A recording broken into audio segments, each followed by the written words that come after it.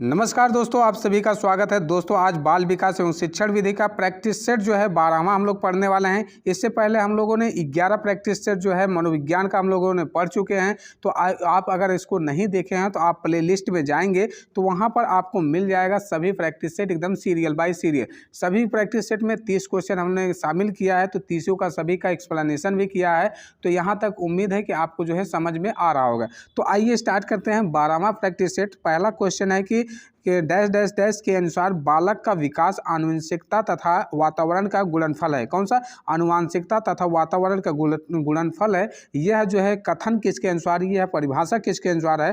पहला है वुडवर्थ के अनुसार, बी है गैरेट के अनुसार है, और सी है हॉलैंड के अनुसार, डी है थॉर्नडाइक के अनुसार। देखिए यहाँ पे अगर बात किया जाए आनुवंशिकता तथा वातावरण, इसका गुणनफल का मतलब क्या है? यानी कि आनुवंशिकता जो होती है इसके व्यवहार के रचना का निर्माण जो होता है वह वातावरण के व्यवहार के रचना के साथ जो है इसकी जो है दिशा और प्रकृति जो है निश्चित होती है। जैसे मान लीजिए अगर आपका कोई पौधा है, अगर पौधे को आप किसी गमले में या कहीं पर भी उस बीज को अगर आप जो है उगाने की संभावना करते हैं, यानी कि उसको जो है उस प्रकृति में ढालने की कोशिश करते हैं, तो उसके लिए वहाँ का वातावरण भी उसको जो है मायने रखता है। यानी कि कैसा वातावरण वह पा रहा है और किस वातावरण में उस बीज को पनपना है। यानी कि दोनों में से किसी न किसी के अभाव में वृक्ष का विकास जो है समुचित ढंग से नहीं हो पाएगा। तो इसीलिए कहा जाता है कि आनुवंशिकता तथा वातावरण का गुणनफल है। यह वुडवर्थ का कथन है। किसका है? वुडवर्थ का कथन है। तो ये बातें आपको क्लियर होनी चाहिए पूरी।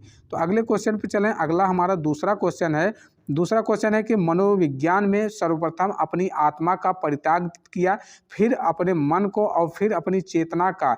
अभी वह एक प्रकार से व्यवहार का संजोए हैं। कौन से व्यवहार को संजोए? देखिए यहाँ पे यह क्वेश्चन बहुत ही इंपॉर्टेंट है। ये पूरे के पूरे जो है साइकोलॉजी को आपको शामिल कर दिया है। देखिए क्या किया है कि मनोविज्ञान है। कौन सा? मनोविज्ञान जो है कि किस प्रकार से क्रम में रखा गया है।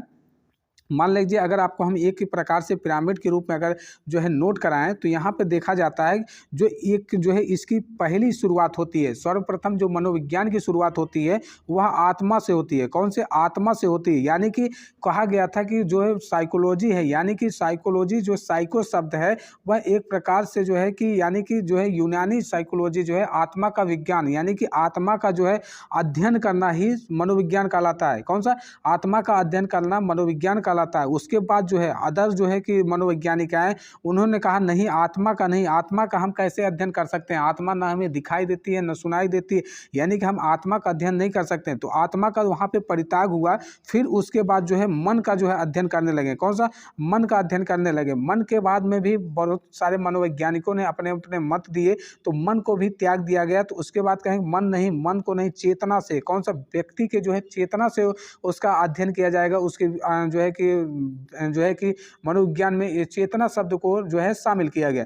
चेतना के बाद जो है और सारे जो है वुड महोदय या जो है कि वुडवर्थ, वाटसन और जो है कि मनोवैज्ञानिकों ने अपने मत दिए और उन्होंने बताया कि चेतना नहीं, जो है कि व्यवहार का। कौन सा? व्यवहार का जो है अध्ययन किया जाएगा। कौन सा?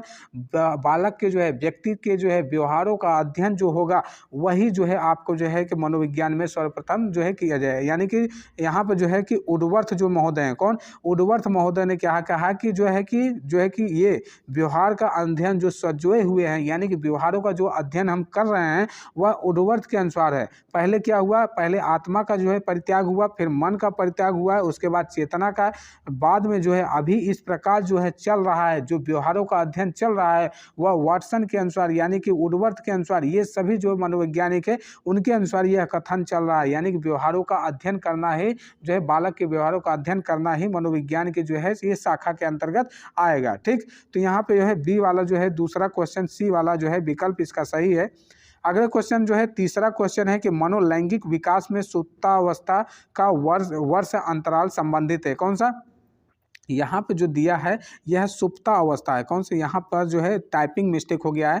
तो यहाँ पे सुप्ता अवस्था का जो वर्ष अंतराल है वह कौन सा अंतराल होता है? देखिए जो है कि मनोलैंगिक विकास है। पहले समझिए कि मनोलैंगिक विकास का जो है सिद्धांत किसने दिया है? तो यह दिया है सिगमंड फ्रायड। कौन है? सिगमंड जो है फ्रायड जो है, फ्रायड। कौन? फ्रायड। सिगमंड फ्रायड जो है यह मनोलैंगिक जो है विकास का जो है कि प्रत्यय दिया है। मनोलैंगिक विकास का जो है कैसे इन्होंने सिद्धांत दिया है। तो इस प्रकार इन्होंने बताया कि जो है कि विकास होता है, यानी कि विकास के सिद्धांत के अनुसार जो है सुप्तावस्था का वर्ष अंतराल जो होता है वह 6 से लेकर जो है किशोरावस्था तक होता है। कौन सा? किशोरावस्था तक होता है। तो यहाँ से 6 से लेकर यौवन तक, कौन सा? 6 से लेकर यौवन तक जो मनोलैंगिक विकास होगा, सुप्तावस्था का वर्ष अंतराल होगा, वह सिगमंड फ्रायड के अनुसार जो है सिद्धांत में इन्होंने बताया कि वह जो सुप्तावस्था होगा वह 6 से लेकर जो है यौवन अवस्था या किशोरावस्था तक यह शामिल होगा। तो यहाँ पे जो है तीसरा का जो है बी वाला विकल्प जो है बिल्कुल सही हो जाएगा। अगला क्वेश्चन है कि चौथा है कि विकास के मनोसामाजिक सिद्धांत का प्रतिपादन जो है डैश डैश ने किया है। पहला है एरिक्सन है, बी है सिगमंड फ्रायड है, सी है कोहलर है, वाटसन है। कौन? वाटसन है। देखिए यहाँ पर अगर बात की जाए जो चौथा है ये मनो जो है कि यानी कि मानव जो है मनोसामाजिक सिद्धांत का जो है प्रतिपादन जो है एरिक्सन के द्वारा किया गया है। किसके द्वारा? एरिक्सन के द्वारा इसको किया गया है। एरिक्सन ने 1950 में जो है यह सिद्धांत जो है प्रतिपादित किया कि जो विकास है वो मनोसामाजिक विकास यानी सिद्धांत का प्रतिपादन के अंतर्गत आएगा। इसमें क्या किया गया था? इसका मानना था कि विकास में जो है जैविक कारक की अपेक्षा जो है सामाजिक कारकों को जो है महत्वपूर्ण भूमिका इन्होंने दिया था। कौन से? एरिक्सन महोदय ने। एरिक्सन महोदय ने जो है जैविक कारकों में जो है 8 प्रकार के जो है जैविक कारक दिए थे। कौन से? 8 प्रकार के जो है जैविक कारक, मतलब उसमें 8 जो है चरण दिए थे। उसमें चरण में जो है विकासात्मक जो है चरण मानक की बहुत सारी जो है कि संवेदनाएं व संवेदनशीलता उसके अंतर्गत शामिल थे। तो यहाँ पे जो है चौथा का जो है आंसर हो जाएगा वह चौथा का पहला आंसर हो जाएगा। और सिगमंड फ्रायड जो है मनो जो है विश्लेषणात्मक का सिद्धांत दिया था। कोहलर जो महोदय हैं वह जो है चिंपांजी बंदर या जो है कि वनमानुष पर जो है अपना जो है अध्ययन किए थे। वाटसन महोदय व्यवहारवादी अध्ययन के अंतर्गत इनको जाना जाता है। जो है कोहलर को गेस्टाल्टवादी के अंतर्गत रखा जाता है। अगला क्वेश्चन पांचवा है कि के अनुसार इदम अहम परा अहम व्यक्तित्व के 3 घटक हैं। पहला है बंडूरा है जिसे अल्बर्ट बंडूरा, युंग है, एडलर है और फ्रायड है। एडलर यानी कि जो है कि देखिए बंडूरा जो है यह सामाजिक अधिगम से संबंधित है। कौन? सामाजिक अधिगम का सिद्धांत दिए हैं। युंग जो है व्यक्तित्व के जो है कि अंतर्मुखी सिद्धांत को जो है प्रतिपादित किया है कि व्यक्ति कैसा होगा, लंबकाय होगा, सुडौलकाय होगा या अंतर्मुखी बहिर्मुखी। युंग महोदय के अनुसार यह दिया गया है। जबकि एडलर महोदय जो होते हैं, एडलर महोदय ने बताया था कि जो ये एक प्रकार के मनोचिकित्सक है, यानी कि जो है मनोवैज्ञानिक के साथ साथ ये मनोचिकित्सक या कह सकते हैं कि इनको जो है द्वारा जो है अपने अनुसार अपने अलग अलग मत दिए गए थे। जो है कि डी वाला जो है यानी कि फ्रायड जो है सिगमंड फ्रायड के अनुसार जो है इदम अरहम परा अहम जो है ये 2 प्रकार के व्यक्तित्व को इन्होंने डिसाइड किया था। ये जो है आपका इदम अहम परा अहम है, यह एक प्रकार का जो है दूसरे प्रकार में आता है। पहला जो है एक है कि कौन सा? पहला है चेतन है। कौन सा? चेतन है। और उसके साथ है जो है कि चेतन की अर्ध चेतन। कौन सा? अर्ध चेतन। उसके बाद एक है अचेतन। कौन सा? अर्ध चेतन के बाद जो है आपका अर्ध चेतन के अंतर्गत आएगा। यह जो है सिगमंड फ्रायड के अंतर्गत ये भी एक प्रत्यय दिया गया था। और दूसरा प्रत्यय इन्होंने दिया था कि इदम अहम पराहम। तो इदम अहम पराहम जो था इसकी भूमिका इन्होंने ज़्यादा मानी थी, यानी कि यह जो है महत्वपूर्ण, इसको विशेष महत्व इन्होंने दिया था। तो यहाँ पे जो है आपका 5वें का जो है आपका डी वाला जो है आंसर जो है सही हो जाएगा। अगला क्वेश्चन 6वां है कि किस व्यवहारवादी का मानना है कि अन्य व्यवहारों की भांति भाषा भी क्रिया प्रसूत अनुबंधों द्वारा सीखी जाती है। पहला वाटसन द्वारा, बी है बीएफ स्किनर द्वारा, सी है गुथरी द्वारा और डी है जो है थॉर्नडाइक के द्वारा। देखिए व्यवहारवादी जो है मानना है किसके द्वारा है? यह स्किनर द्वारा। कौन से? बीएफ स्किनर के द्वारा मानना है कि जो है कि व्यवहारवादी जो है यानी कि जो भाषा यानी क्रिया प्रसूत अनुबंधन सिद्धांत किसने दिया है? वह बीएफ स्किनर ने दिया है। इन्होंने एक पुस्तक लिखी थी कि द बिहेवियर ऑफ, कौन सा? द बिहेवियर ऑफ, जो द बिहेवियर ऑफ ऑर्गेनिज्म, कौन सा? ऑर्गेनिज्म नामक पुस्तक लिखा था। इसमें इन्होंने जो है कि अपने सिद्धांत का प्रतिपादन किया था। यह सिद्धांत क्रिया प्रसूत अनुबंधन सिद्धांत के अंतर्गत आएगा। इस सिद्धांत के अनुसार जो है व्यवहार की पुनरावृत्ति उसने अपने प्राप्त परिणामों पर निर्भर करता है, अर्थात पुनर्बलन पर प्राप्त होने पर व्यक्ति जो है कि बार बार दोहराता रहता है किसी भी क्रिया को करना है, कैसे पहाड़ों को याद करना है, कैसे वर्तनी को शुद्ध करना है, कैसे बुलेम या मुहावरा शब्दों को कैसे जो है कि बताना है। तो ये सभी जो है इनके जो है बीएफ स्किनर के अंतर्गत आएगा। तो यहाँ पे आपका 6वां जो है आंसर आपका सही हो जाएगा।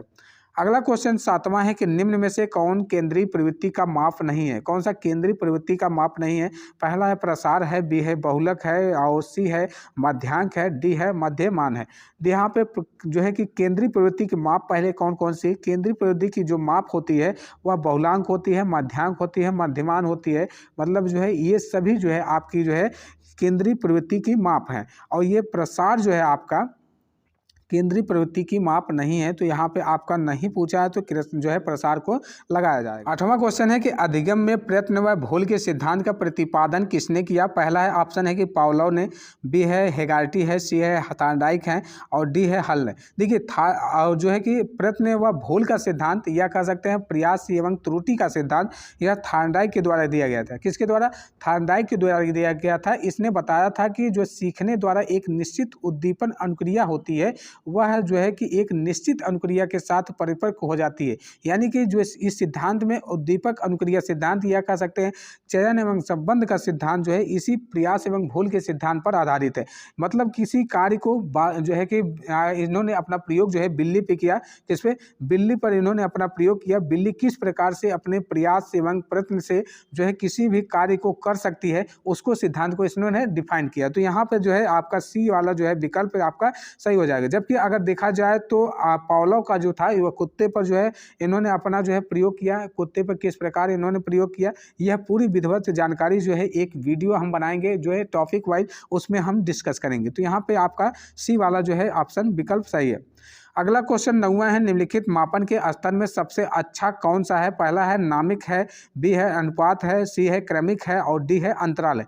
देखिए सबसे अच्छा माना जाए तो अनुपात मापन को माना जाता है। अनुपात मापनी में सबसे अच्छी विधि को मापते हैं जिसमें जो कि 2 या अधिक तथ्यों को मापने के लिए जो है अनुपात का जो है प्रयोग किया जाता है। यानी कि इसको अनुपात में अगर करेंगे तो वहाँ पे आपके जो है कि अनुपात के माध्यम से, अनुपात के सहारा से यह जो है कि अधिक शुद्धता या कह सकते हैं कि होगी। इसमें त्रुटि की संभावना जो है कम मापी जाएगी। तो यहाँ पे सी वाला जो है आपका विकल्प जो है 9वां का जो है बी वाला विकल्प आपका सही है। अगला क्वेश्चन है कि 10वां है कि निम्नलिखित में से कौन व्यक्तित्व का प्रक्षेपी परीक्षण है। यहाँ पे प्रक्षेपी परीक्षण को आपको ध्यान में रखना है और कौन नहीं है।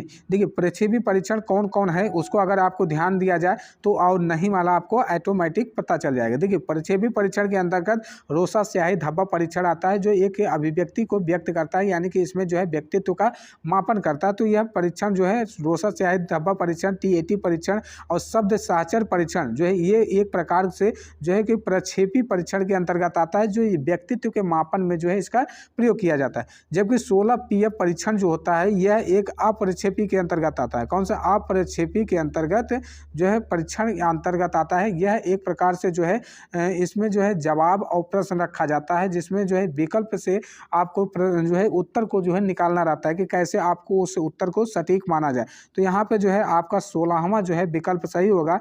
और बाकी का रोसा स्याही धब्बा परीक्षण, TAT परीक्षण या शब्द साहचर्य परीक्षण ये सभी प्रक्षेपी परीक्षण के अंतर्गत आते हैं। अगला क्वेश्चन है कि 11वां है कि आवश्यकता का पदानुक्रम सिद्धांत द्वारा प्रतिपादित किया गया है। पहला है वाटसन है, मैस्लो है, कोहलर है व पावलोव है। देखिए यहाँ पर जो है आवश्यकता व पदानुक्रम जो सिद्धांत है वह दिया गया था यह मैस्लो के द्वारा। कौन। मैस्लो के द्वारा जो है अब्राहम मैस्लो। कौन से। अब्राहम जो है मैस्लो के द्वारा यह सिद्धांत दिया गया था। इन्होंने यह सिद्धांत जो है अभिप्रेरणा या मांग के सिद्धांत के नाम से भी इनको जाना जाता है। तो यहाँ पर जो है आपको बात किया जाए तो इन्होंने इस सिद्धांत को जो है 5 प्रकार के जो है आवश्यकताओं को चिन्हित किया। पहला आवश्यकता है उसको अगर नोट किया जाए तो पहला एक शारीरिक। कौन सा। शारीरिक जो है आवश्यकता है। दूसरा है सुरक्षा है, यानी कि शरीर जो है सुरक्षा, कैसे सुरक्षा की जाएगी। और सामाजिक है, समाज में किस प्रकार की जो है इज्जत होगी, किस प्रकार का सम्मान हो। अगला है सम्मान है। कौन सा। सम्मान हो। उसके बाद आत्मानुभूति। कौन सा। आत्मानुभूति, आत्म अनुभूति के अंतर्गत इसको रखा जाए। ये जो है 5 प्रकार की जो है पदानुक्रमण जो है कि अब्राहम मैस्लो के द्वारा जो है आवश्यकताओं को जो है डिफाइन किया गया। तो यहाँ पे जो है आपका 11वां का जो है बी वाला जो है विकल्प आपका सही हो जाएगा। अगला क्वेश्चन है 12 है, निम्नलिखित में से किस को मुख्य अधिकारी की ग्रंथि कहते हैं? पहला है थायराइड ग्रंथि, बी है एड्रिनल ग्रंथि, और सी है अंतःस्रावी ग्रंथि, और डी है पीयूष ग्रंथि। देखिए यहाँ पर जो है आपका आधिकारिक ग्रंथि के रूप में किसको नोट किया गया है? पीयूष ग्रंथि को। पीयूष ग्रंथि को मास्टर ग्रंथि भी कहते हैं, मास्टर ग्लैंड ऑफ ग्लैंड भी कहते हैं। इसी ग्रंथि को जो है कि मुख्य ग्रंथि के अंतर्गत नोट किया जाता है। तो यहाँ पे इतनी बातें आपको क्लियर हो गई होंगी। अंतःस्रावी जो ग्रंथि होती है वह एक प्रकार का निर्देश देती है। कौन सा? अंतःस्रावी के अंतर्गत जो है निर्देश का काम करती है, जो अपने ग्रंथियों को कैसे, किससे शरीर के पार्ट को, किससे अंग को कैसे चलाना है, ये सभी जो है कि अंतर्गत आती हैं। जो पीयूष ग्रंथि होती है वह एक सेल टार्चिका नामक गड्ढा होता है, वहाँ पर जो है पाया जाता है। तो यह आपको जो है आपको ध्यान में रखना होगा। 12वां का डी वाला जो है विकल्प आपका सही है। 13वां क्वेश्चन है कि डैश डैश डैश ने सामूहिक अचेतन का संप्रत्यय दिया। पहला युंग है, बी है सिगमंड फ्राइड है, डी है जो है सी है एडलर है, और डी है सलीवन है। देखिए सामूहिक अचेतन का संप्रत्यय किसके द्वारा दिया गया है? युंग के द्वारा। युंग के अनुसार बताया गया है कि जो अचेतन मन है, मन का एक हिस्सा है जो समाज, लोग एवं मानव जाति द्वारा अपने विचारों एवं अनुभवों को साझा करता है। अचेतन जो आपका होता है, अचेतन जो है यह वह स्थिति है जो अपने हमारे यानी कि मन एवं व्यवहार में होता है, परंतु सामान्यतः अगर देखा जाए तो यह प्रदर्शित नहीं होता है। तो किसी विशेष स्थिति में ही वह प्रदर्शित होता है जो अचेतन के होता है। तो यहाँ पे जो है आपका ए वाला जो है विकल्प सही हो जाएगा। सिगमंड फ्राइड जो है मनोलैंगिक विकास को जो है परिभाषित किया है। अगले क्वेश्चन में चलें तो अगला है 14वां क्वेश्चन है कि अंगूर खट्टे हैं का उदाहरण है। कौन सा? अंगूर खट्टे हैं। पहला ऑप्शन है कि दमन है, प्रतिगमन है, या यौक्तिकीकरण है, प्रतिक्रिया निर्माण है। अंगूर खट्टे हैं यह एक यौक्तिकीकरण का उदाहरण है। यौक्तिकीकरण का उदाहरण के अंतर्गत इसमें बताया गया है कि मनोवैज्ञानिक ने इस रूप को जो है रक्षा प्रणाली के अंतर्गत रखा है। कौन से? रक्षा प्रणाली के अंतर्गत इसमें रखा है कि जिसमें व्यक्ति जो है विवादास्पद व्यवहार को तार्किक रूप से उचित ठहराने की कोशिश करता है कि अंगूर खट्टे हैं, यानी कि इस प्रकार से तर्क देता है कि यह विकल्प जो है आपका सही नहीं है, यह कारण सही नहीं, वह इसको ठहराने की जो है कोशिश करता है। तो यहाँ पे आपका विकल्प जो है 14 का जो है सी वाला आपका सही है। अगला क्वेश्चन है कि 15वां है कि अधिगम का क्रिया प्रसूत अनुबंधन सिद्धांत द्वारा दिया गया है। किसके द्वारा दिया गया है? पहला है पावलोव के द्वारा, थार्नडाइक के द्वारा, टोलमैन के द्वारा, या स्किनर के द्वारा। क्रिया प्रसूत अनुबंधन द्वारा जो है बीएफ स्किनर द्वारा, यानी जो है कि स्किनर के द्वारा दिया गया। इन्होंने बताया है कि किस प्रकार जो है कि अनुबंधन किया जाता है, यानी कि बीएफ स्किनर ने अपने अनुसार जो है व्यवहार का, किस पे व्यवहार का जो है पुनरावृत्ति या परिमार्जन उसके परिणामों के द्वारा निर्देशित करता है। यानी कि व्यवहार जो है क्या का संचालन होता है जब इसे बनाने यानी कि बनाए रखने, इसे परिणाम जो है निर्भर करने, अर्थात उसके जो है व्यवहार का संबंध परिणाम से होता है। कि इसी प्रकार जो है व्यवहार को सीखने के लिए जो उन्होंने बताया क्रिया प्रसूत अनुबंधन सिद्धांत दिया। तो इसके द्वारा इन्होंने अपना जो है कि अब जो प्रयोग भी किया था किस पे? चूहे पर इन्होंने अपना प्रयोग किया था। प्रयोग के द्वारा इन्होंने बताया था किस प्रकार जो है कि चूहा अपने क्रिया के द्वारा अपने अनुबंधन, अपने जो है कि उद्दीपन को किस प्रकार वह प्राप्त करता है। तो बीएफ स्किनर के द्वारा किया गया था। पावलोव ने कुत्ते पर अपना प्रयोग किया था। थार्नडाइक ने अपने बिल्ली पर, कौन से? थार्नडाइक ने अपने बिल्ली पर जो है प्रयोग किया था। तो यहाँ पे सी वाला जो है डी वाला आपका विकल्प जो है आपका सही हो जाएगा। अगला क्वेश्चन है 16वां है कि औसत बुद्धि वाले बालकों में बुद्धि लब्धि के बीच जो है होती है, बुद्धि लब्धि क्या होती है? आईक्यू लेवल जो होती है वह जो है औसत बालकों की कितनी होती है? देखिए अगर बात करें तो बुद्धि जो है किसने पहले डिफाइन किया?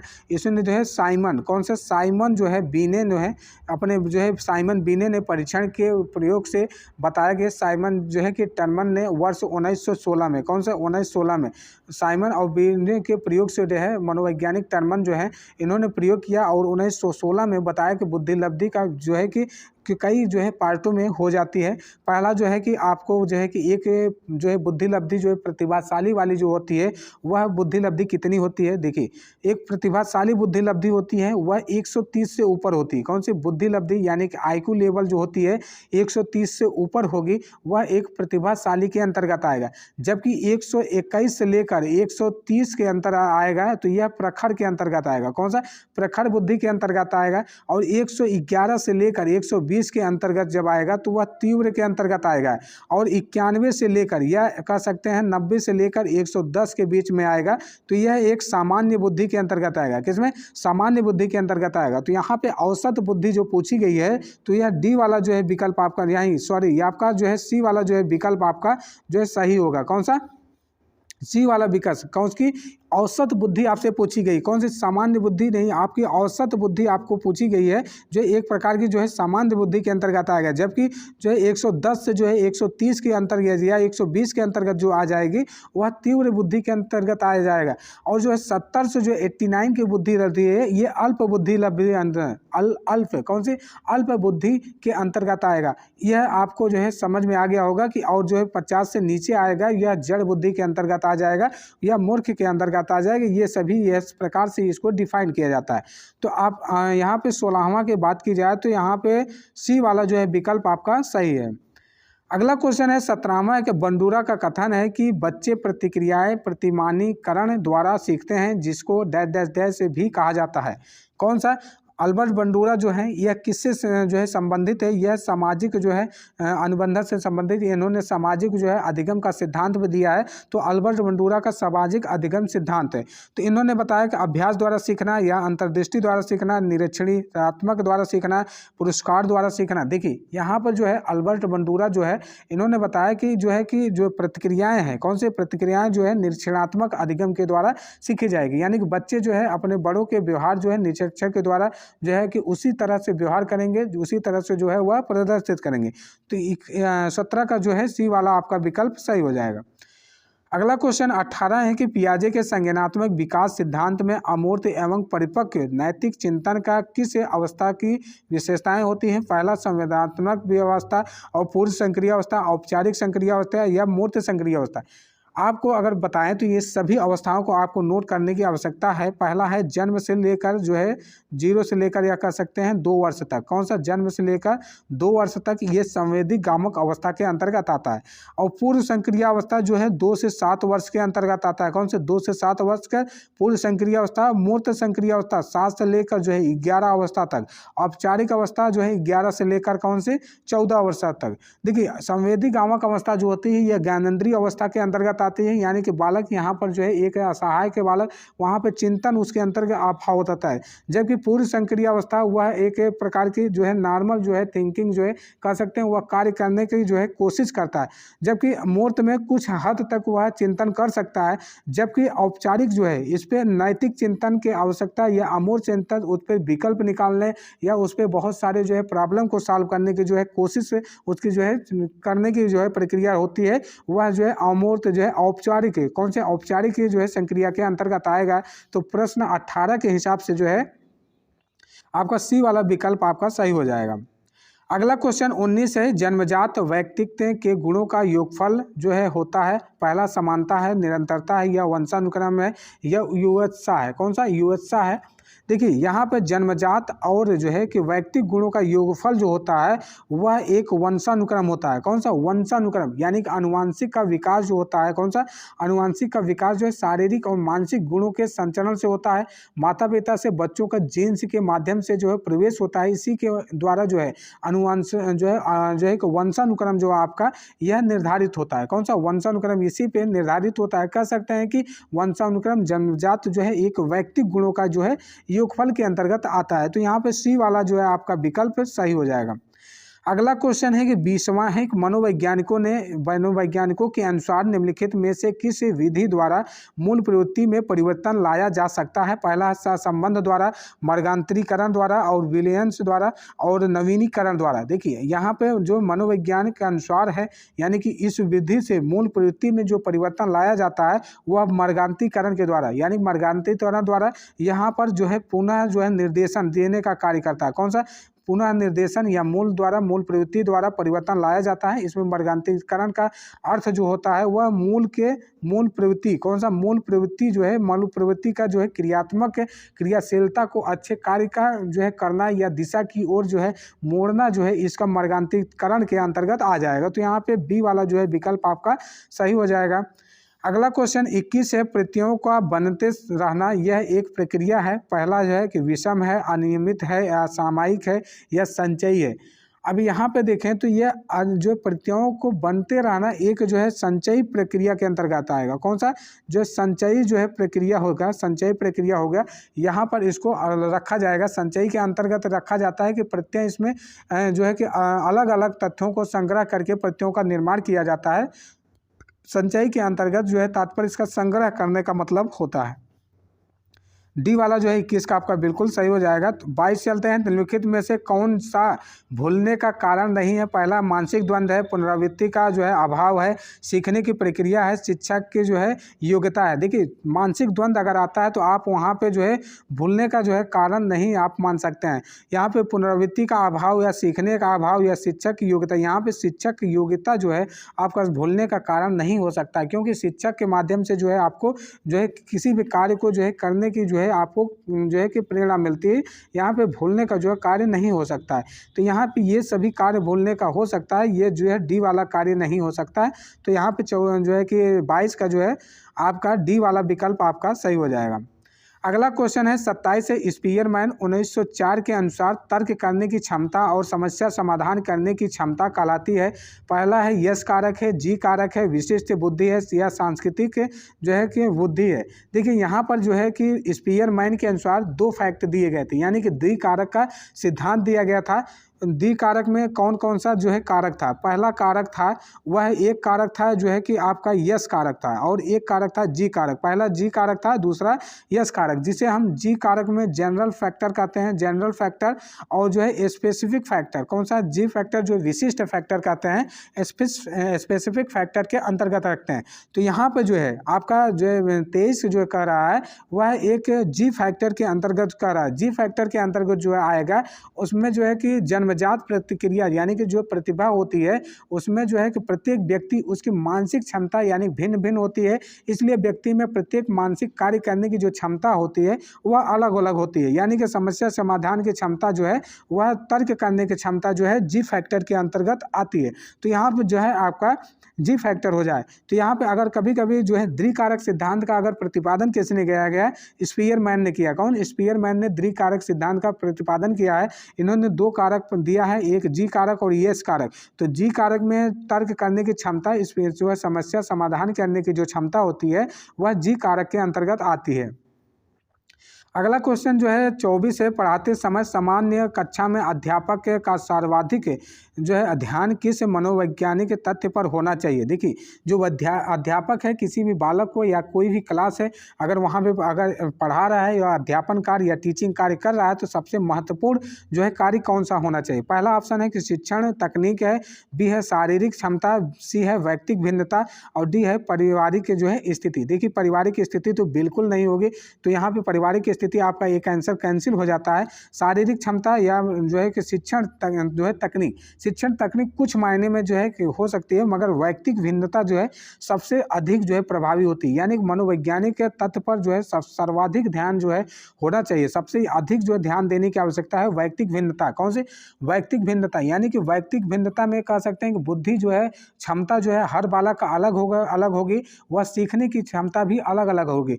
तो जो है कि शिक्षक को पढ़ाते समय या अध्यापक को पढ़ाते समय सबसे ज़्यादा जो है जरूरी जो है उसको वैयक्तिक भिन्नता पर ध्यान देना चाहिए। वैयक्तिक भिन्नता के अनुसार जो है अधिगम को जो है बालक के रूप में उसको विकास हो सकेगा, उसको जो है ध्यान में रखना चाहिए।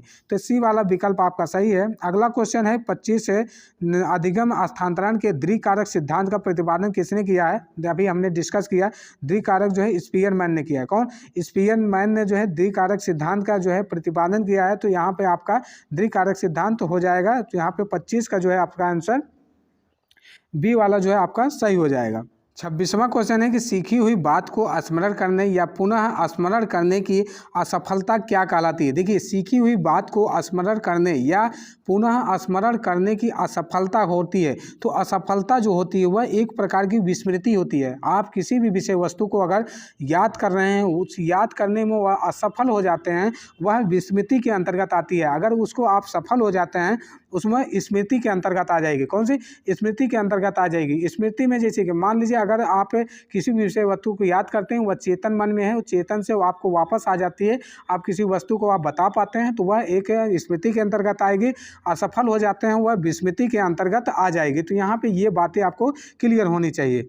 अगला क्वेश्चन पे चले तो अगला है हमारा 27वां है कि व्यक्ति में उन मनोशारीरिक अवस्थाओं का गतिशील संगठन है जो उसके पर्यावरण के साथ अद्वितीय सामंजस्य निर्धारित करता है कहलाता है। पहला है व्यक्तित्व है, समायोजन है, संवेदना है या चरित्र है। देखिए यहाँ पर अगर बात की जाए तो यहाँ व्यक्तित्व होगा। कौन सा व्यक्तित्व होगा? यानी कि मनोवैज्ञानिकों के अनुसार जो है गतिशील संगठन जो है, एक मनोवैज्ञानिक है आलपोर्ट, कौन है आलपोर्ट ने यह बताया है, इनके अनुसार यह परिभाषा दी गई है। इसके अनुसार इन्होंने कहा है कि व्यक्तित्व यानी व्यक्ति में उन मनोशारीरिक अवस्थाओं में का गतिशील संगठन है जो उसके जो है कौन से जो उसके पर्यावरण का अद्वितीय संगठन होता है। कौन सा अद्वितीय संगठन, इसको आपको ध्यान में रखना है। अद्वितीय संगठन होता है यानी पर्यावरण के साथ उसका अद्वितीय संगठन होगा, अर्थात व्यक्ति की प्राकृतिक संगठनात्मक या गत्यात्मक, व्यक्ति की मानसिक तथा शारीरिक दोनों ही प्रकार के गुण उसमें समाहित होते हैं। तो कह सकते हैं कि व्यक्तित्व जो है वातावरण के साथ जो है आपका समायोजन करता है। कौन सा वातावरण के साथ